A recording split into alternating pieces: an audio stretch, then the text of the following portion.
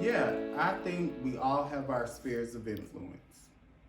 And it's up to us to not try and conquer the whole, but to influence our sphere of influence. Like, yes, I would love to see certain things about the world be fixed.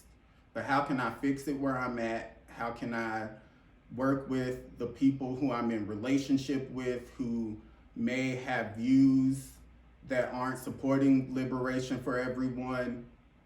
It's not for me to try and conquer the mountain, right? Because these things have been here long before us, and I'm sure, you know, liberation is probably not going to come tomorrow, right? And so I just think for me, I try to not look, yes, look at the macro. I don't think it's good to walk around with rosy colored glasses either and pretending like things aren't happening when they are. So I don't want to say, make it seem like that's what I'm saying, but I do feel like each of us are in communities with people and that's where we should start. Like, sometimes I can't even look of what's out here. I just have to focus on where I'm at. You know, what am I supposed to do in my hometown? What am I supposed to do in the church spaces that aren't always as welcoming? What am I supposed, so these places where I have influence, I feel that's where where we're most often called to. And I feel like we each have to figure out for ourselves, you know, what is my work?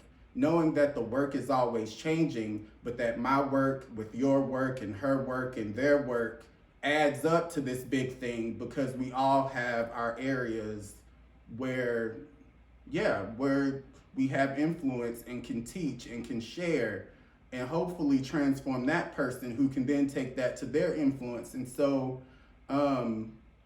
yeah, I don't think it's for us to kind of just, because if we take that approach, we will be sad, we will be hopeless. And I'm not saying that those, I feel like those moments are also teachers, like, right? And so, yeah, sometimes the work is hard, and sometimes you just need to just sit with that difficulty and work through it to get back to that. But undergirding it all for me, because that was about to go on a tangent, and I'm trying not to go on a tangent. For me, what grounds all of it is my faith.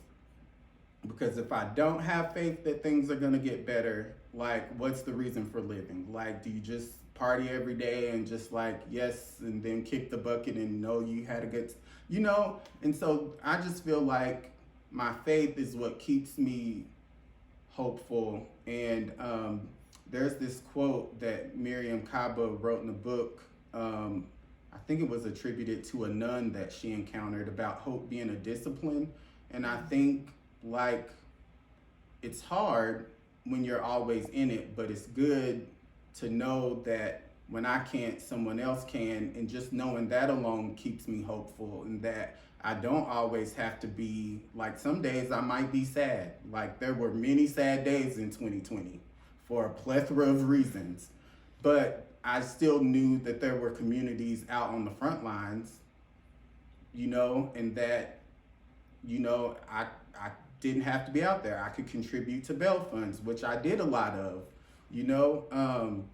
And so I think that's where I'm hopeful. That's where, like, the hope meets my faith, is that I know that there's not just me. There's a bunch of people trying to make the world a place where people of all sorts and kinds can thrive.